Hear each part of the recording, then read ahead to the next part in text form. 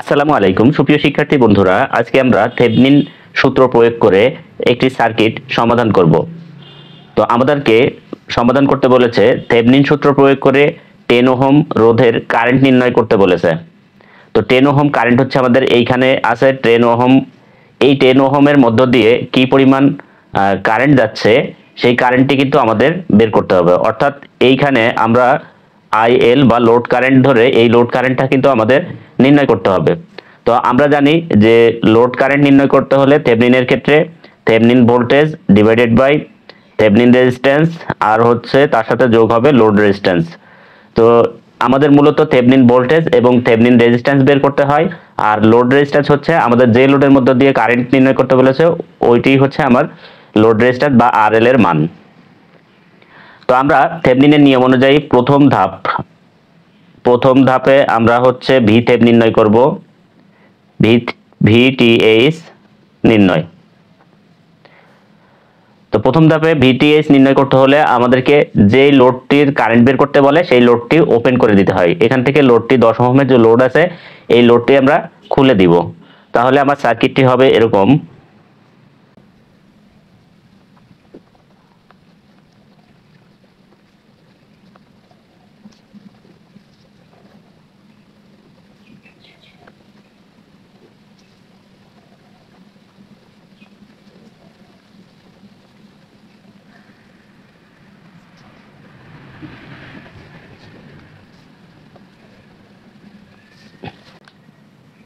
তো আমরা যদি 10 ওহম লোডটি খুলে দিই তাহলে এরকম সার্কিটটি আমাদের হবে। তো এখানে আমরা এই খোলা প্রান্তে এই প্রান্তে এ এবং এই প্রান্তে বি ধরবো। এ প্রান্তে পজিটিভ, বি প্রান্তে নেগেটিভ চিহ্ন দিব।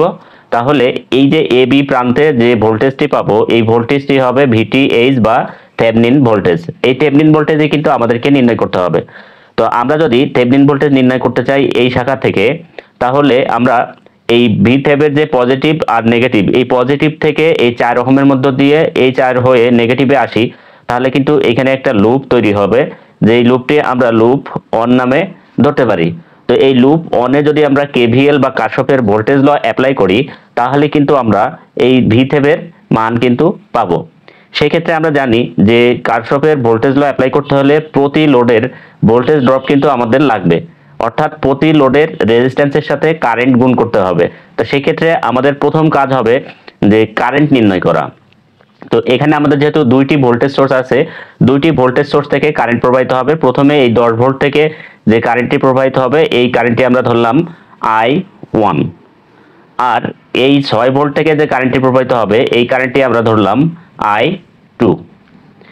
এখন এই কারেন্ট যেহেতু আমাদের 10 ভোল্ট থেকে প্রবাহিত হয়ে এই দিকে যাচ্ছে, এই বিন্দুতে এসে দুই দিকে যাওয়ার কথা, এই দিকে যাওয়ার কথা আবার নিচের দিকে যাওয়ার কথা, কিন্তু এই যে এ বি প্রান্ত এইখানে আমার সার্কিটটি কিন্তু ওপেন। যেহেতু ওপেন এই শাখার মধ্য দিয়ে কোনো কারেন্ট প্রবাহিত হবে না।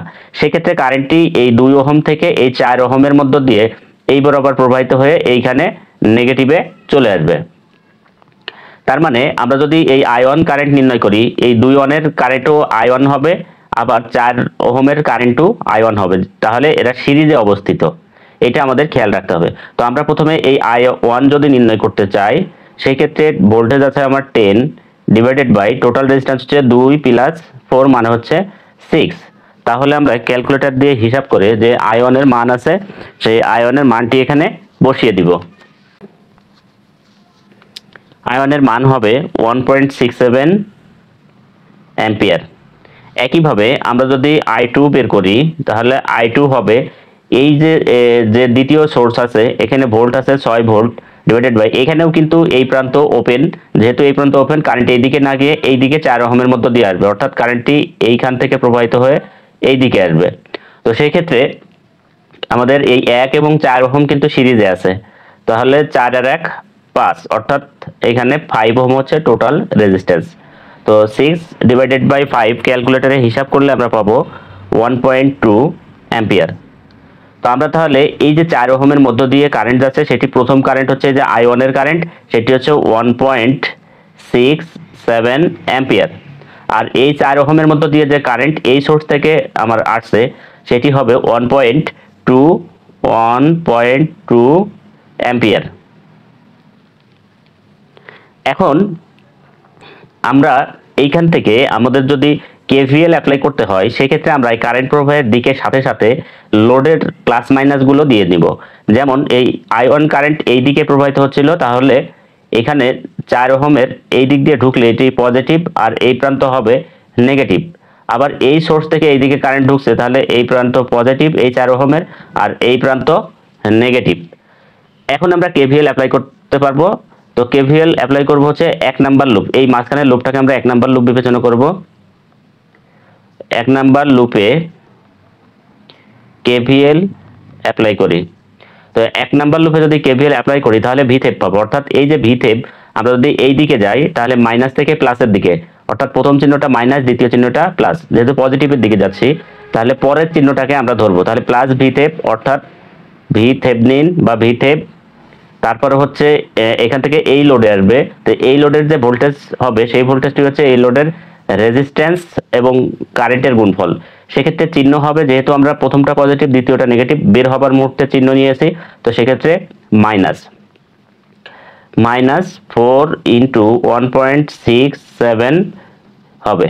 তো এই দিক দিয়ে এসে আবার এই শাখার যে ভোল্টেজ ড্রপ সেটি আমাদেরকে দেখাতে হবে। তো এখানেও বের হবে সময় চিহ্ন হচ্ছে প্লাস, প্রথমে মাইনাস পরে প্লাস, তাহলে এখানে আমরা নেব প্লাস 4 ইন্টু এই শাখার কারেন্ট নির্ণয় করেছি আমরা 1.2। তো এইখান থেকে যে নেগেটিভ ভিথেপে চলে এসেছে, তাহলে ইকুয়াল আমরা 0 দিব। তো এখন যদি আমরা হিসাব করি, হিসাব করলে আমরা পাবো এখানে ভিথেপ মাইনাস 4 গুণ 1.67, এটাকে গুণ করলে আমরা 6.68 পাবো। আর এই যে এখানে 4 গুণ 1.2 হচ্ছে প্লাস 4.8 পাবো, ইকুয়াল 0। এখন মাইনাস 6.68 থেকে প্লাস 4.8 যদি বাদ দিই তাহলে মাইনাসের 1.88 থাকে, তাহলে ভিথেপ সমান আমরা পাবো 1.88 ভোল্ট। যেহেতু বাম পাশে মাইনাস, আমরা একবারে ডান পাশে নিলে প্লাস হবে, এই কারণে প্লাসের মান পাবো 1.88। তাহলে আমরা কিন্তু ভিথেপ পেয়ে গেছি। আমাদের সার্কিটের যে লোড কারেন্ট নির্ণয় করার সূত্র সেটি ছিল ভিথেপ বাই আরথেপ প্লাস আরএল। এখন দ্বিতীয় ধাপে আমাদের আরথেপ নির্ণয় করতে হবে। দ্বিতীয় ধাপ আরথেপ নির্ণয়।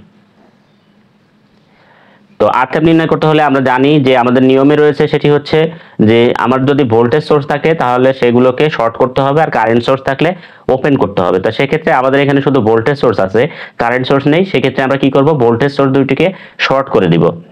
তাহলে আমার সার্কিটটি এই যে একটু আগে যে সার্কিটটি অঙ্কন করেছি অনেকটা এরকমেরই হবে, শুধু ভোল্টেজ সোর্সগুলো শর্ট হয়ে যাবে।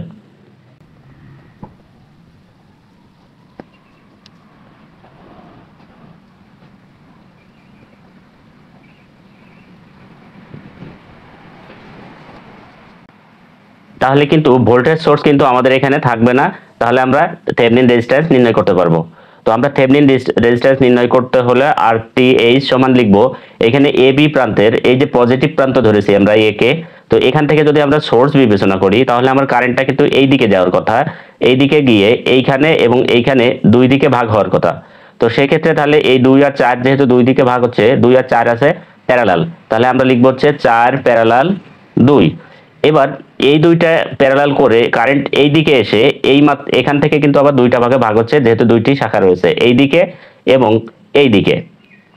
তো সেক্ষেত্রে এই 4 এবং 1 এই দুটিও কিন্তু প্যারালাল, তাহলে আমরা প্লাস এই 4 প্যারালাল 1 পাবো। তো সেক্ষেত্রে আমরা টোটাল রেজিস্ট্যান্স বা আরথেপ আমরা পাবো হচ্ছে ক্যালকুলেটরে হিসাব করলে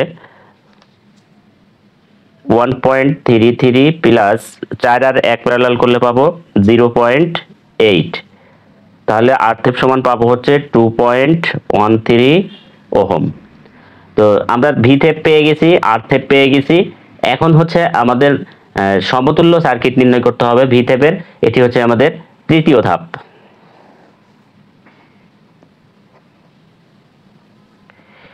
আচ্ছা, তৃতীয় ধাপে হচ্ছে সমতুল্য সার্কিট।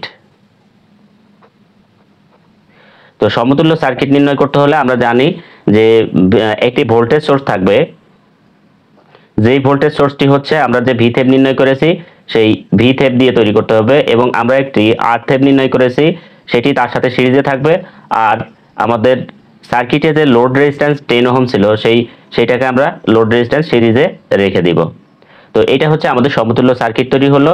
তো ভিথেভের মান আমরা পেয়েছিলাম হচ্ছে 1.88 ভোল্ট, আরথেভ সমান আমরা পেয়েছিলাম 2.13 ওহম, আর লোড রেজিস্ট্যান্স আমাদের সার্কিটে দেওয়া আছে হচ্ছে 10 ওহম। তো এখন আমরা এই 10 ওহমের মধ্য দিয়ে প্রবাহিত কারেন্ট হচ্ছে আইএল ধরেছিলাম। তাহলে এই আইএল এর মান আমরা এখন নির্ণয় করব এই সার্কিট থেকে। আইএল সমান আমরা জানি যে ভিথেভ ডিভাইডেড বাই আরথেভ প্লাস আরএল। তো আইএল সমান তাহলে আমরা পাবো হচ্ছে ভিথেভের মান কত পেয়েছিলাম 1.88, আর আরথেভ হচ্ছে 2.13 প্লাস আরএল হচ্ছে 10। তো আমরা যদি ক্যালকুলেটরে হিসাব করি অর্থাৎ 1.88কে যদি এই দুটা যোগ করে ভাগ করি তাহলে আমরা পাবো 0.155 অ্যাম্পিয়ার। তো এটি হচ্ছে আমাদের লোড কারেন্টের মান বা আইএল এর মান, অথবা এই 10 ওহমের মধ্য দিয়ে প্রবাহিত কারেন্টের মান। তো আশা করি সবাই বুঝতে পেরেছো।